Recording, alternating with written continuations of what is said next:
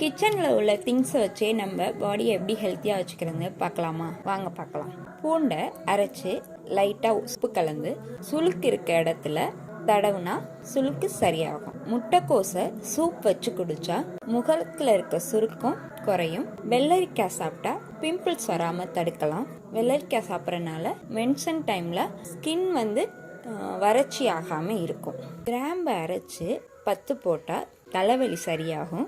சின்ன வெங்காயத்தை விளக்கெண்ணெயில் வதக்கி சாப்பிட்டா குடல் சுத்தமாகும். டெய்லி கருவேப்பிலை, கரிசலாங்கண்ணி, வெந்தயம் இதெல்லாம் சாப்பாடில் சேர்த்துக்கிட்டா கிரே ஹேர் மறையும், ஹேர் ஃபால் குறையும், ஹேர் க்ரோத் ஆகும். வெள்ளரி ஜூஸையும் பீட்ரூட் ஜூஸையும் சம அளவில் எடுத்து கலந்து குடித்தா பாடி ஹீட் குறையும். இதனால பித்தப்பை கற்களும் வராமல் நம்மளால் தடுக்க முடியும்.